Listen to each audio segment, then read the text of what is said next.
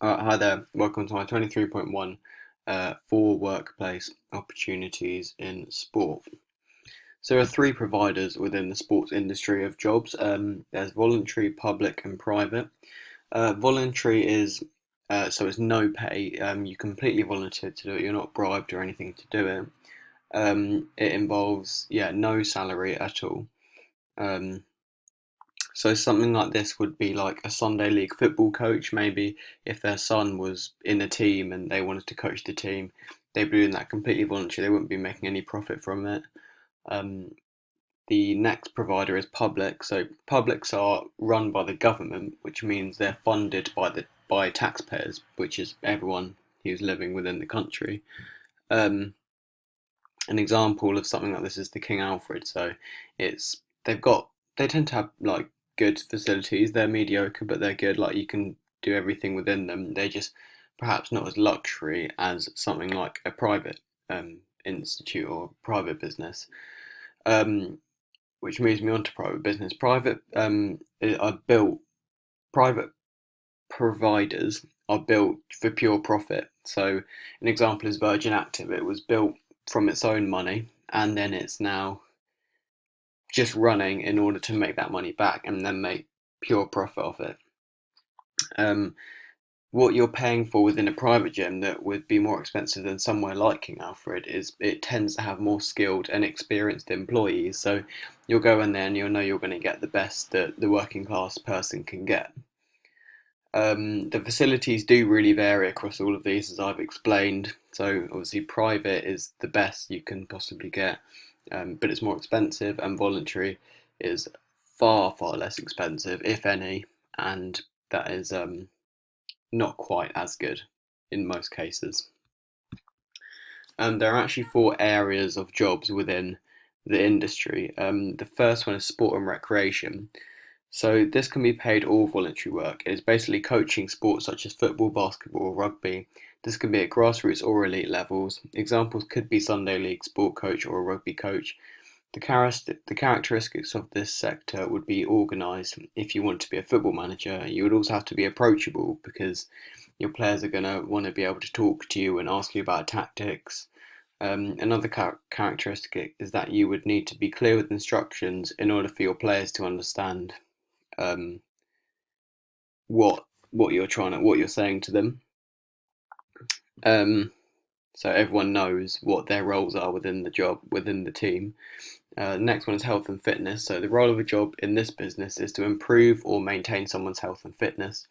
A job that can come under this sector is personal training. This involves mostly working one on one with people and giving them workouts in order to improve or maintain their fitness levels. Another job that can come under this is a nutritionist. So the roles of a health and a fitness are that they would have to have knowledge of their specific role in order to for their clients to really see results.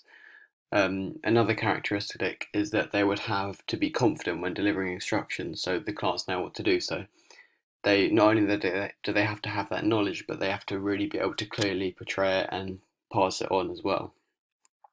Outdoor education. This is the type of sector where the activities that take place happen in adventure centres, like a place like Centre Parks. It is all to do with outdoor activities like climbing and abseiling. Some jobs that would come under this category are instructors, so like a climbing instructor and just an overall activity instructor. Another job could be creating maps for orienteering activities. The characteristics of this job are that if you are doing something such as an activity centre instructor, you have to be very clear when giving instructions because if you are not clear enough when, for example, telling a group of kids how to put on a climbing harness, they might do it wrong, and that could obviously result in serious, serious injury if the harness failed because they didn't put it on properly. The final one is sport and exercise science. So this is arguably one of the most broad sectors as far as careers go. You can really branch off from sports science.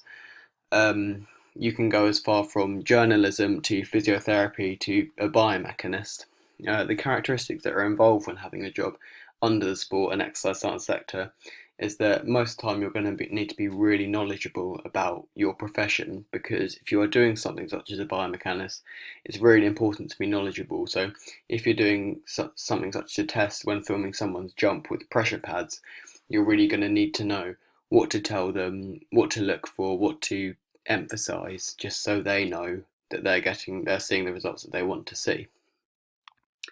So now moving on to an in detail job explanation. So the health and fitness job explanation I chose was a personal trainer. So the role of a personal trainer is to set long-term goals for their clients and help them work towards it by giving them workout plans and sometimes even nutrition plans, and they'd obviously help them along this way. The entry requirements are a level 2 certificate in fitness instructing, a gym level 2 diploma in health and fitness, and exercise instructing level 2 diploma in instructing exercise and fitness. The salary of a personal trainer, it is normally a self-employed personal trainer, also known as freelance, can earn around £20 to £40 an hour. So every session they do normally could be one, maybe 2 hours long, maybe an hour and a half long. They're going to earn £20 to £40 an hour on average. So this could obviously be more. So some instructors with high-profile clients, so that the best of the best clients, the ones who are paying for a really, really experienced, detailed session, can earn between £50 and £100 an hour. So there really is a variation of what your career could go as. As far as the distance you'd have to travel every day, some trainers only work in a gym, so their clients come to them in their gym. Others go to their clients' houses, so they pack all the equipment in the car, and then they go to their client's house. So this could make the travelling costly and also really long. Um, So the development opportunities is you could end up working in somewhere like Virgin Active, which is obviously a worldwide known chain, so that's good for your reputation as a Virgin Active PT. You could also, with experience, end up working in something such as sports physiotherapy, so you could completely branch out into a new career which uses aspects from personal training. The skills you're going to need for a personal trainer is things like enthusiasm and determination. You're going to have to be very organised, confident with your clients, so you're leading the way all the time. They can ask anything they want. Clear with instructions, so your clients are going to know the technique and know exactly how many reps or how many sets they're doing throughout the session. You're going to also need a knowledge of anatomy and physiology, because obviously that is what you're going to need to know about in order to base your and design your workouts around your clients' goals. The hours within personal training can be very different because they vary on how many clients you have a day. So say you only have two clients in one day, that could just be 2 hours of work and then you're done. Or you could have up to like 8 or 9 or plus hours a day of clients. So it could really vary. Um, the personal training business has really boomed over the last few years, so that makes it an extremely competitive job. But once you have a solid client base, then they tend to stay with you, and you can then take your client base onwards. Health and safety considerations. Health and safety is a big part in personal training because you always need to make sure that your client is using the right technique and also that the environment you're working in is safe as far as the equipment and things go. I think the personal training job would really suit me because it involves a lot of my characteristics. My skill set is currently on its way to be quite good for personal training. It is what I want to do as a career. I feel that the qualities it needs, such as like confidence and clear with instructions, I could really take advantage of. So yeah, I think personal training would be a good option for me.